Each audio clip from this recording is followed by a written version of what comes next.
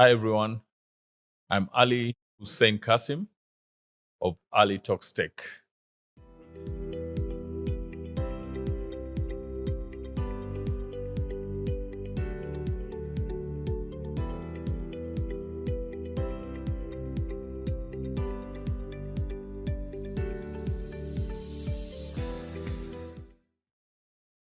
Today, I have another super interesting guest, my good friend and brother, Moses Kamibaro. Moses, Moses' career and mine are sort of almost, we've actually walked this digital journey together to date. Moses, karibu sana. Thank you, Ali. Thank you for having me on your podcast. Asante Moses. So Moses is the founder and CEO of .savvy. Moses .savvy is a digital agency today, one of the leading ones in the region. But I recall our years way back. What? Late 90s? Yes, very late 90s. Late yes. 90s at 3 Miles Interactive Media. Yes. Then one of the first digital agencies in this region. And today you're running your own agency, but you are also a key opinion leader. And Moses, I want to emphasize, you are a key opinion leader. You're not a blogger. You're not an influencer, because the things you do influence major conversations and major decisions, not just in Kenya, across Africa. So let's talk about, Moses, your work, what you're currently doing, and how you're seeing the space that you operate in, the intersection of marketing and technology. Over to you, bro. Yeah, thank you, Ali. And once again, thank you for having me on your podcast. It's a pleasure. So I think if we talk about, let's say, the context of where you and I were, Correct. 20 plus years ago, was Yes, at 3 Miles, which I think at the time was arguably East Africa's first digital agency. correct. And of course, as you know, back then, the focus was predominantly building and managing websites. And that was what it was. That's what the internet was, websites. And of course, since then, I think so much has changed. But in that journey, I think there's been several iterations. As you know, when we worked at 3 Miles, at some point, I resigned to focus on .savvy. That's correct. .savvy, as we speak now, is 21 years old. So Wow. it's actually an adult. Wow. And that was nurtured from my single room accommodation many years ago, and just building it up over the years. And what I can say is that since then, I think you have to look at the dynamics of the market, right? Yes. What is the internet to us today? Yes. Those days, there was no 3G, mobile phones didn't have internet. Most everything was people had desktop driven. dial-up. Exactly, dial-up. And if you had, we used to call them leased lines. Exactly, lease lines, if you had the privilege of one of those. If you had the privilege. In the organization you worked in. So you got to say that maybe at that point, the internet was very nascent. Yeah, it was something that was there. People were using it as a replacement for the fax machine. The utility was quite limited. And a website, for all intents and purposes, back then was just a brochure, business profile, put it online, put some graphics, and you had a website. And that was it. Yeah. And I think if you look at that evolution, I think many things started to happen. Of course, we saw the uptake of the internet exploding from that point onwards. The arrival of the high-speed internet connections to the country, of which I think we have several of them now, increase the quality of the internet. The mobile device was a key driver, moving from 2G all the way to now 5G. And I think for me, what is profound is that even with all these developments, the infrastructure, the shall I call it the ubiquity of the internet, as it were, it still feels like we're just getting started. Yeah, the opportunities are immense. The potential So is still 20 years on, yeah. we are still getting started. Oh, we're still getting started. I don't think we've scratched the surface of what's possible. Wow. And the reason I say this is, I'll give you an example. A few years ago, I happened to be in the UK, and we'd gone for a friend's wedding. And I think it was the time when, when Wales at the time, and was staying with some friends. And, that was my first experience of what I like to call e-commerce the way Amazon does it, right? Okay. So you sign up for an Amazon Prime account Mm-hmm. for that period of time, and Okay. every evening before I think midnight, you'd order your things. You know, I bought a camera, I bought things for the house, In the morning, you have your stuff. and then the stuff would be a postman would arrive the next morning, and it'd have all these things. So every morning was like Christmas Day, and that's a kind of aha moment when I started to realize the brilliance of Amazon.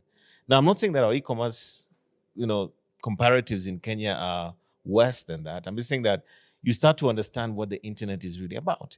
And I think in Kenya right now, if you look at even say the fintech space, which you're very familiar with, and the things that you can do, you start to see mobile apps, you start to see the high-speed internet, what it makes possible, the use cases of what you can do on top of that layer called the internet.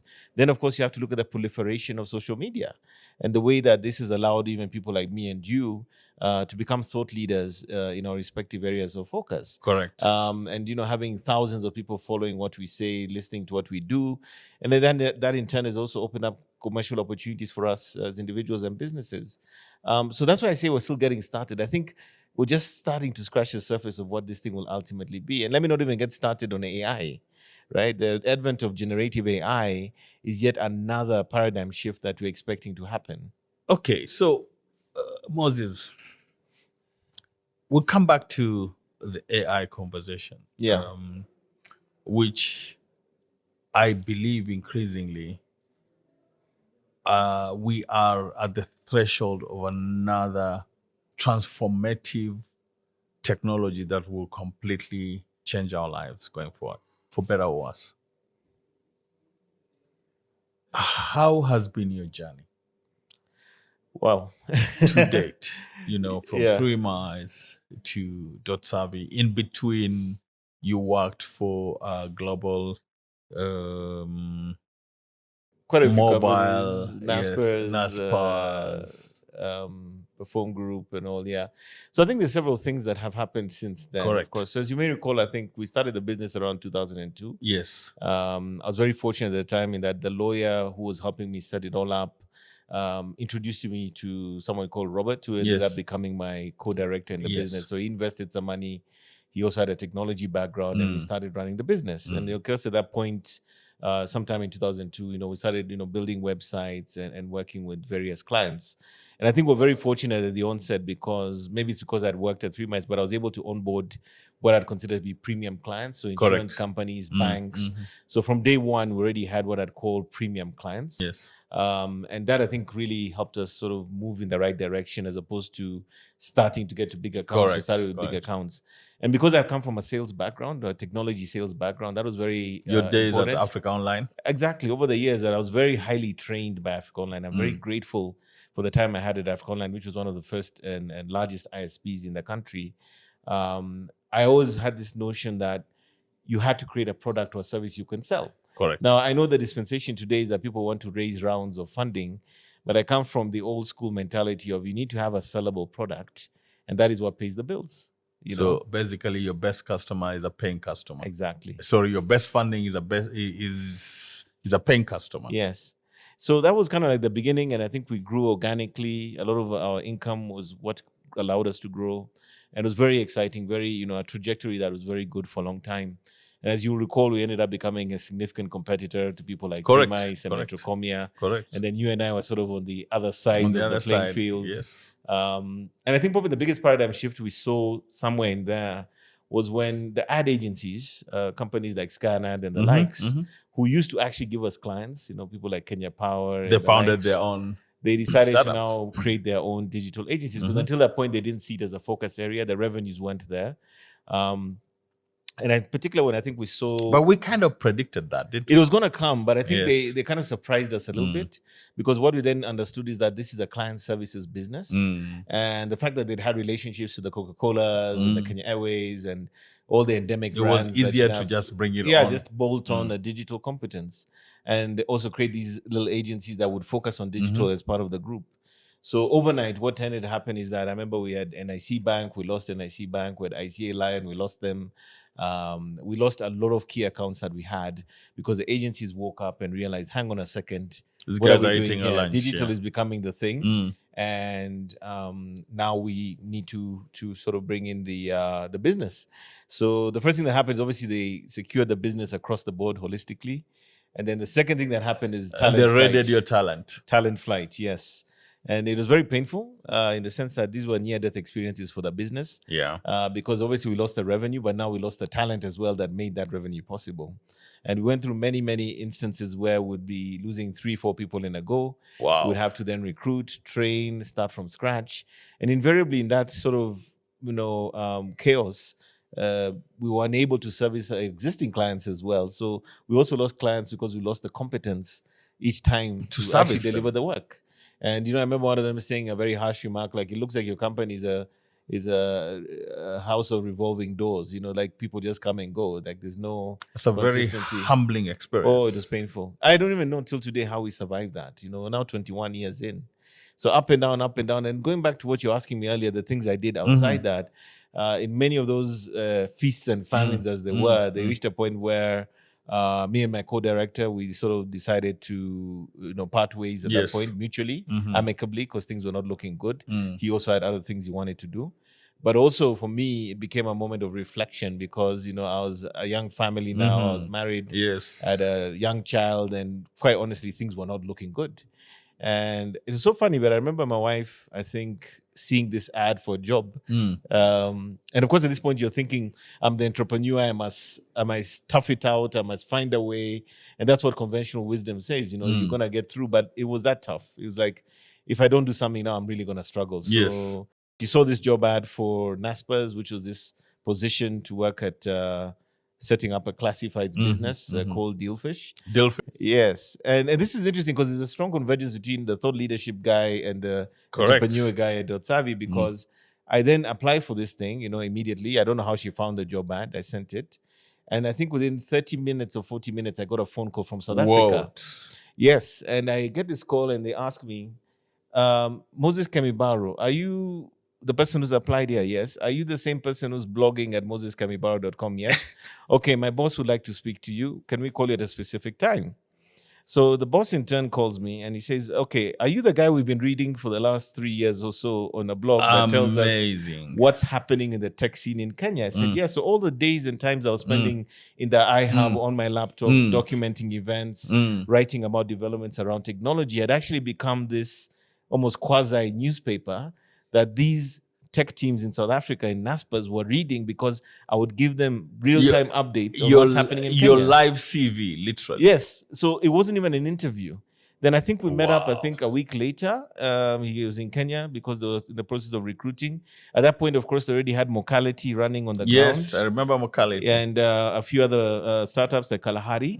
And they reach out to me. So we have this interview. And first of all, they're like stoked that I'm the one who applied. And they're like, we already know who you are.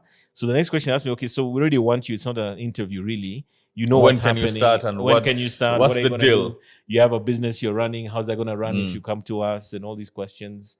And then I basically had to name my price, and it wasn't even really a difficult one. The money was good anyway. But it also gave me an opportunity to kind of step away from the business and see this digital space in a more holistic way. Perspective. So, and also peace of mind, right? So I then got a general manager into my business to run day to day. And I did that for about 1.5 years, I think. And then as I'm doing this work, one of the people that we started to engage with a company called InMobi. And at that point, you might remember that Isis Nyong'o had left Google to join InMobi, which was kind of like a stunning update locally because you're like, how do you leave Google? It just didn't seem logical. And we started using InMobi to run ads for Dealfish, which was at the point already the largest classifieds business in East Africa, Kenya, Uganda, and Tanzania. Correct. So they reach out to me and they say, Moses, the job. And I'm kind of comfortable. I'm kind of like, everything is good. Even though I was not in my business, it was running well. So now I even had the opportunity to realize I don't have to be in my business to run my business. Correct. So that was very powerful in terms of just shifting my perspective. But more importantly, InMobi then kind of reached out and I think ICU sent me a job ad and I was like, well, let me see. And then I was really let me think about it. Yeah. And then, she's no, please apply, just try. You never know. And it ended up being an interview where I think I got interviewed by 10 different people across the planet. Whoa. Because InMobi was hiring the best talent globally. Right. And in fact, I remember when I went for my orientation at the beginning of 2012, after I'd resigned from Dealfish, you'd find that when we went to, because they were based in Bangalore and we went for a sort of a retreat for the sales teams, Everyone there was ex-Google, ex-Microsoft, ex-Nokia, Interesting. and really rock stars in all their countries and backgrounds from across the planet. So to the point where I was kind of wondering, how did I end up here? You know, I mean, how do I A qualify? bit odd. Yeah. So I worked there for a while, and we did amazing business. You know, it was one of the largest mobile ad networks at the time, and still continues to be, I believe, till today. And In you know, Mobi continues up to today. oh yeah, it's big, it's significant, and you know they got a lot of investments over the years. People like Interesting. SoftBank, but more importantly, just expanded my scope beyond East Africa. Right before Dealfish was East Africa, in Mobi gave me sort of North Africa, East, and also West Africa. So it expanded your vision. Oh yeah, I saw across- things so differently. I mean, how across do you go and Africa. sell advertising to somebody who can barely speak English in Egypt, and you actually do it? Or go to West Africa, where it's one of the few countries in Nigeria where your potential buyer will tell you where you're going to take him for lunch or dinner. That's Nigeria for you. They will tell you where you are taking them yeah, for lunch. Not I'm taking you for lunch at this No, place. I'm like, I want to take you on. Okay, fine, but you will take me here, and tended to be a restaurant that will be very expensive and posh. That's Or where you interesting. stayed during your trips could determine whether you get business, because they wanted you to stay at the best hotel. Which basically tells us that for most people who think Africa is one country, Oh, it's completely different. it's 54 different countries. Yeah. I'll tell Different you- perspectives, different culture. I'll tell you something about Nigeria that's interesting. We made most of our money in Nigeria, when I was in Mobi, to the extent that it dwarfed anything we're doing in Kenya. Wow. But the irony was that it's very high touch. You have to meet those people regularly. You have to be seen and heard. And you have to invest in making that kind of revenue. Because remember, it's probably about 10 times the size of the Yes. Kenyan, market size, Yes. economy. So the nuances are there. I mean, it's the kind of place where you just loved the adrenaline and the kind of just the sheer size of business opportunities, at least back then, were incredible. And then, of course, going to the Arab world and working in Egypt and places like that was also, again, mind-blowing. Just understanding different cultures, doing things differently, and learning how to sell digital advertising across a number of markets was interesting. Yeah. So that was there. Then I had a period after that because in Mobi then shut down across many markets as they focused in on North America, Europe, and certain India. parts of Asia. And Africa, unfortunately, was compromised in that decision. Even though we were running at, I think, 400% run Growth. rate, we were growing like crazy. But then I got to work with Goal.com, again, doing ad sales, because some guys I'd met at InMobi, who Goal had been one of our platforms for selling advertising, reached out to me and said, would you like to do sales in East Africa, which I did. And that, again, proved to be quite a successful stint as well. Of course, all along here, I'm kind of You're in my still own running. business. I'm kind of You're still running. keeping an eye on the business and Dotsabi. and in the background of things, yes, and going through different iterations. But I think for me, there's something I want to share a little bit about the agency side, which is the transition between websites and social media. Correct. The wake up call, like I said, is when the agencies woke up, consolidated accounts, and then we saw this transition to social media. And I have this narrative where I remember we saw the job ads specifically for, I think it was Squad Digital.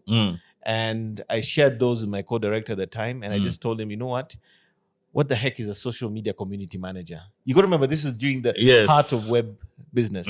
So social was coming in and these guys had job descriptions for roles in social media. Wow. Different ones. And I remember sending the link to him. I said, you know what? If these are the positions they're hiring for, then clearly we're out of our depth. Yeah. All right? And that for me was a significant turning point. So what happened then is until that was a wake-up call. Yeah, our business had been a finely tuned, finely built, smoothly running machine built to build and manage websites. Now we had to acquire this entire new skill set. We had to hire new types of people. We had to learn how to make content.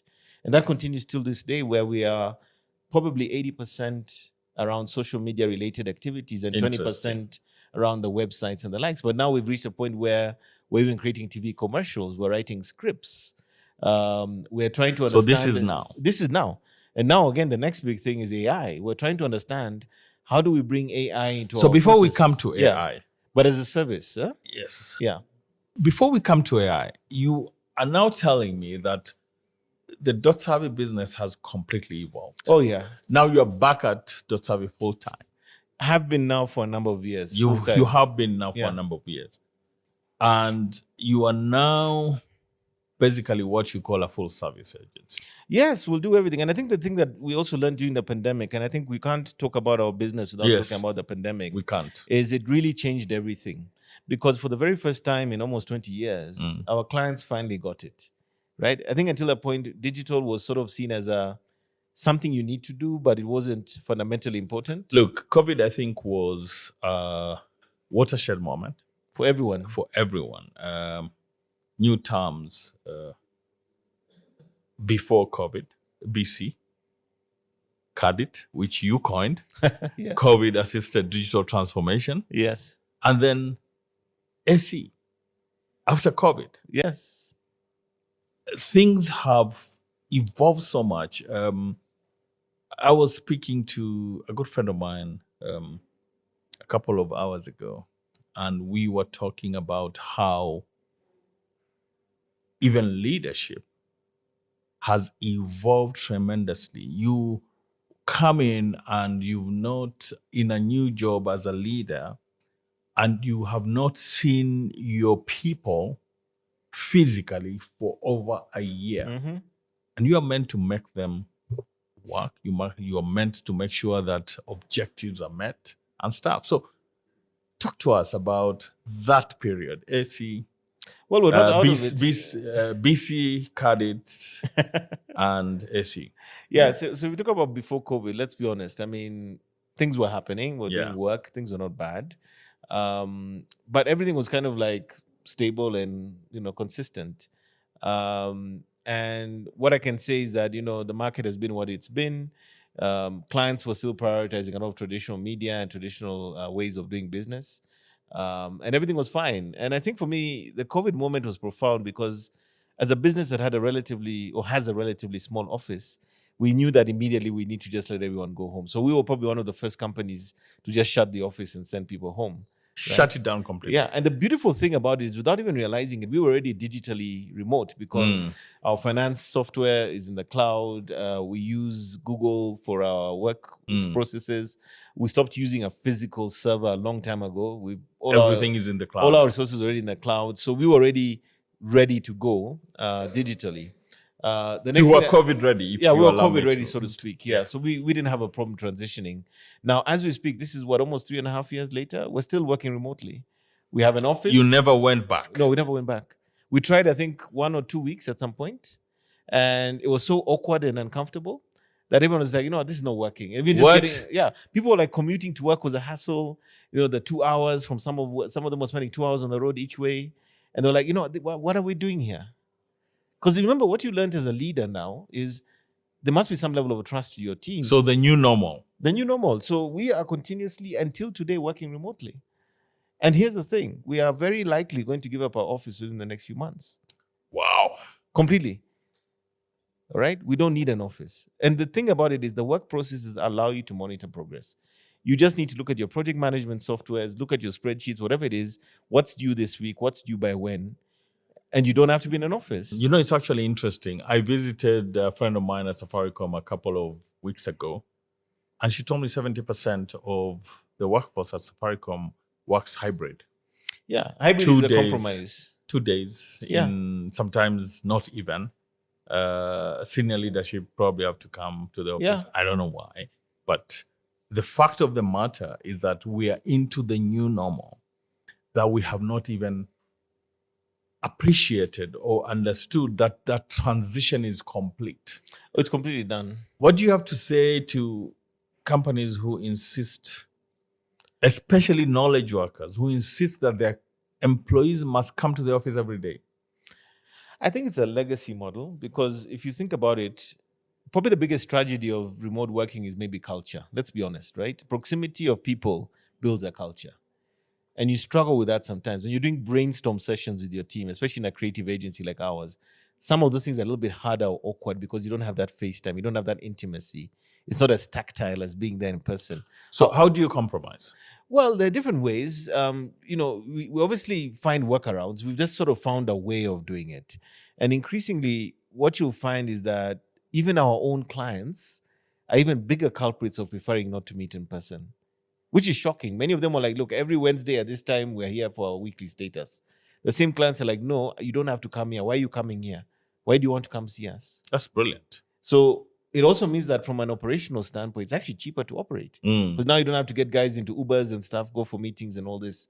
Of course, we're still doing meetings, but it's not as frequent or as necessary as it used to be. You know, I sit on several boards. You know that, Moses.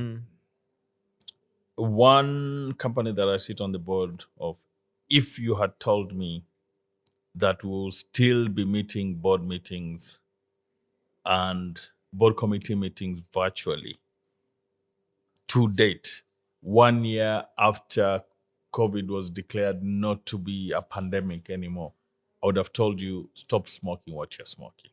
And yet here we are. Yet here we are. This is an old school company. So I think the fear around culture, in my humble opinion, is that it is misplaced. It is misplaced because you can have bad culture when you're meeting. Yes. You can have toxic culture when Correct. you're meeting. And you can have great culture when you are 80%, 90% actually collaborating virtually. There's always that, I think it's important for human nature, for every so often, for teams to meet. FaceTime, yes. First time, maybe once a quarter, once a month. But the fact of the matter is that we are living in a completely new world than before COVID. Correct. And that 2 hours that you spend on a commute It's not adding up. is not adding up. I mean, I know for a fact, for instance, I'm probably on a typical work day when my kids are in school. Once I've dropped them in school, I'm back. The transition is instant. I just park the car, Yes. go into what used to be the SQ. I start working, right? And then typically in the evenings after I've done the school run and things like this, I You're work back to work. Yeah. So it works for me. It's comfortable. It works. And then of course we have invariably situations where we have to go do presentations or meet clients and so forth, and those become in-person moments. What's hilarious is sometimes we found that we've been working with colleagues for 5, 6, 7 months who'd You've never not met met. in person until a day when those two people were needed in a particular meeting.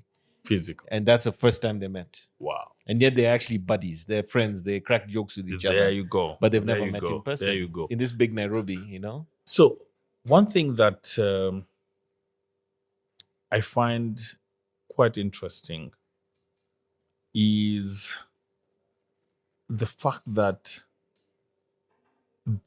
businesses today, new businesses won virtually and executed virtually. I recall our old school thinking those days that for us to actually sign a contract, we have to have a handshake. Literal physical meeting. Today we have DocuSign. Yes, exactly. You are signing everything, and I have worked for clients in New York who I've never met. Finished the work, got paid, Yeah. and I've never met them. And There I'm you sure go. you have the same case. So we've dealt with the culture. For me, I think it's a myth. As long as a leader, you must find the right mix Yeah. in terms of virtual work and stuff. So every so often, happy hour, Habanyama Joma. TGIF, Yeah. thank God it's Friday and stuff like that. Now let's talk about where we are at. How new tech, I like to call it new tech, because today is artificial intelligence and machine learning. Tomorrow is something else. How's that affecting the space you are working in? Well, I have to say, I mean, and of course, when you sort of drill down to specifics, let's talk about ChatGPT. Okay, now that's generative AI. Yeah, generative AI. So if you look at specifically, when I start to look at the points within service delivery or even the work that we do in an agency, where it becomes relevant, let's just talk about one of the simplest ones: social media content calendars, right? And this is something as a digital trainer, I always show my clients and people I'm training how you can go into a tool like ChatGPT and say, give me, a content calendar for 1 week, and you sort of prompt it to give you specifics. So this is to content managers and community managers, as they are called, social media. There's your tool for content management. Yeah. ChatGPT. I'm not sure how many of us are actually using these tools. We hear about them and we talk about them. I'm not sure how many of us hear about these tools, but let's hear from Moses what his experience has been. Yeah, and then you're able to go in there, and this is so basic. I mean, it means anyone. I mean, the barrier now to the average human being able to create a content calendar for their business is practically zero with the ChatGPT. Meaning, you can give it the different thematics. You can say, I want a content calendar for Christmas. I want something that's specific to a product launch. Once you've given it the context, it produces something that's pretty good. Wow. And you'll find that if I was to be very honest, that the person who's now a social media community manager or content creator who works with content calendars, it may have taken them days to do some of this work, but now they can probably do it in half a day. And of course, they've got to bring more context, they've got to refine it. I feel like AI takes you almost like 80% of the way there, and then the 20% becomes your personalization or refinement to get it to the right level. So there's that extra level of effort required. But basically, you're compressing time and process. But I think there's another variable here that's important. What's that? That is that I've seen ChatGPT be able to take what could have been considered average or maybe even mediocre content, or a person who's just not very good at it, and make them look like a superstar. Wow. So it literally has the ability to make an average performer become a star performer, because if they know how to use the tool, then the quality of their outputs is that much better. But it's all about knowing, it's all about the prompts, right? It's mastering the query. It's mastering what you're asking, how you're asking it, the context, giving it detail, like I think we were discussing earlier, the way you can ask it to generate a proposal and say, do it in the style and tone of McKinsey. The fact that it's intelligent enough to understand that, or create this in a manner that would be relevant to a Kenyan market. And now it'll figure out that this content is for Kenya. So it puts context. Yeah, context. I've done stuff on ChatGPT where I asked it to create a content, and use Sheng and colloquial Kiswahili, and it did it. What? In perfect grammar. Perfect Sheng. What? Yes. So this thing we hear that, it's not learned languages and stuff. Your story too. No, story too. It'll even give you campaign ideas, big ideas for concepts and stuff you're doing. In Sheng and in Kiswahili. Yes. And you can even give it percentages. Make this 20% Sheng. Make it 40% Sheng. Whoa. And 80% regular English. It even gets better for developers, right? So today, if one of my developers is building a website and needs some backend code or needs some refinement on that, they can put that query into ChatGPT, even enter the sample code and ask it to improve it or change it or fix it. ChatGPT will do that for you. It'll actually help you, make you a better developer. Now, of course, ChatGPT is probably the poster child of generative AI today. It's easy to use. It's accessible. It's free for the 3.5. You pay for version 4. And I think it's what has sort of lit the world on fire in terms of understanding what is AI. But AI has been with us for at least the last 20 years. That's correct. It exists in various platforms. When you're typing in Google and it suggests the next sentence or words, that's AI. I think we were talking earlier about Expensify, which I was using when I was doing a lot of expense reports. You put in your receipts, it's able to tabulate and give you, a spend ledger of some kind. So bottom line is, it's been around, but I think ChatGPT is probably the first one that everyone is like looking at and saying, oh my God, this is amazing. This changes my life. Mothers are using it to create their shopping lists, recipes. University students are using it to hack their assignments. It reminds me of Amara's law. We always overestimate the impacts of new technology in the short term and underestimate the impact of that technology in the long term. Absolutely. And I think it's valid when people say that you don't need to look at AI as just another version of something on the internet, but you need to look at it as big as a paradigm shift as the internet itself. All right. Wow. And I'm saying this because the things I've just told you, I mean, Imagine an agency is looking to hire people and initially would have said, I need 4 people in content. Now maybe they need 1 or 2. 1 or 2. So commercially, it makes more sense because your operating costs will go down. Will go down. But the other thing is, the And quality that of your will work be will go more up. productive. The quality And as the well quality. could increase. So qualitatively and quantitatively. Yeah, you're basically moving forward. But now what gets more interesting, Do we think we really appreciate that?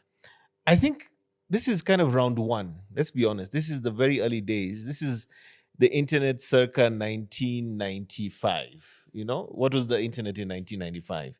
Yahoo was the biggest search engine. You know what I Mosaic mean? days. Yeah.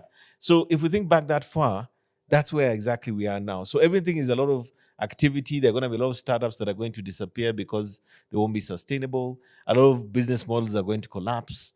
But ultimately, the thesis will be that generative AI is going to change everything. The same way that we looked at the internet in 1995. We knew it was going to change everything, but we didn't know exactly how, you know? So let's sort of step into some conspiracy theory conversations when it comes to artificial intelligence. Mm-hmm. There are 2 sides or even 3 sides to this conversation.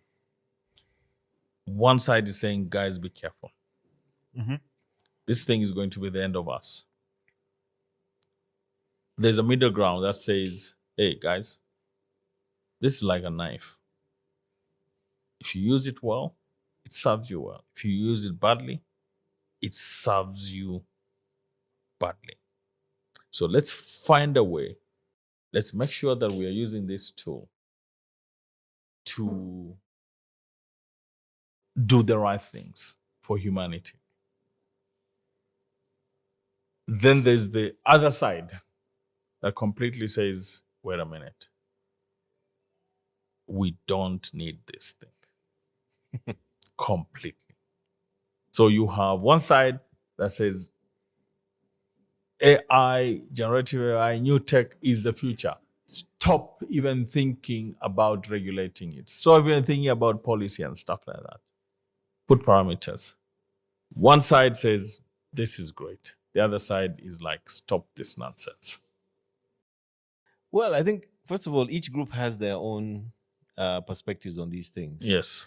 But I think it's almost like that saying, I think many, many years ago, and I don't know if it's actually true, but I remember Bill Gates once said something like, I don't think anyone in the world will ever need a hard drive with more than 1 megabyte.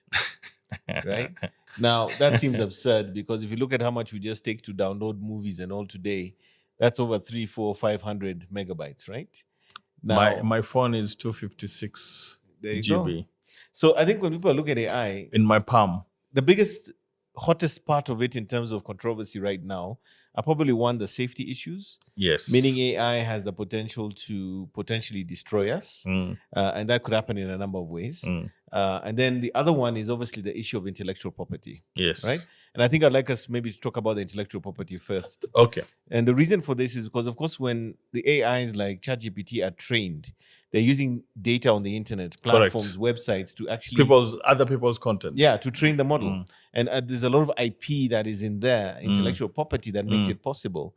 We're seeing instances where there are people who are publishing books on Amazon as we speak that have been written fully using AI. A whole book. And copying authors and even publishing them with a fake author's credentials. It's actually a pretty good book, but it's not the author. And whoever's monetizing that insight or that intellectual property is not the original author. So I think it's going to be one of the biggest debates. At what point do we cut the line between what was originally Ali's or Moses's, and then an AI is able to create content using that insight or that content to create this new piece of work? It's almost like an illegal Creative Commons. To that extent, yes. And I think that's going to be the biggest debate going forward because you probably know about the Hollywood strike right now. There are no movies being made because there's a strike with the writers who want to be paid more money. But the movie studios and all actually want to start using things like AI to replace writers. Wow. So these are some of the big issues out there. And I think when you think about intellectual property, especially when it has strategic value or commercial value down the road, you imagine things like code for software. You imagine original ideas. AI has the ability to mimic and recreate and do these things itself. So I think the intellectual property side of things is probably the biggest thing practically right now that's going to be a challenge. And again, we're in the 1995 internet of the world in the context of AI. Of AI. It's wild, wild west. There are no rules. Nothing is clear. You know, And even the ones who are creating rules, they don't know what it is that they're creating. Exactly. So I think in that sense, when we go now to the dangerous side of things, is that does AI have an opportunity to make people lose their jobs? Absolutely. I think if you're like a worker or somebody working in a space where what you do can be easily replicated by AI, you need to be genuinely concerned. You need to upscale. Yeah. I remember like, I think it was during the Wowzy launch. I remember Jeremy, who's now the CEO over at EcoBank, and that time he was at APSA. He gave a narrative about what they did with their loan processing department. At one point, it used to be humans that used to look at your loan applications. They put in robotic process systems, automation, robotic process automation. And now what used to be humans is done by software. Wow. They credit score you automatically. So they basically the credit officers' jobs are basically gone. So what happens now is those people are redeployed into front office roles, right? Their job. I always like to say, don't make a human do a robot's job. Yeah. Okay. Yeah. Because if the robot can do the job much better, why are you having a human do it? At scale. And to many ways, that's what generative AI is doing. So the risk of losing jobs and all is there. But for the people in those jobs, the question should be, how can you use AI to augment and even to enrich their roles? Yes. Wow. Okay. Yeah. Interesting times, Moses. Very interesting times. Moses, I'm sorry, man. We're coming to the end of this interesting conversation. I just wish we had enough time. Yeah. But my team is already starting to tell me this and that. Yeah, but thank you so much for having Moses, asante sana. But, I am seriously thinking of bringing a group of us to have an open-ended conversation around this. So AI definitely, yes, yeah. AI specifically. Yeah. So we'll be calling out on you. Meanwhile, asante sana. Thank you very much. Folks, we're coming to the end of this conversation with Moses. Thank you for listening, for watching. Till next time. Asante. Moses, cheers, man.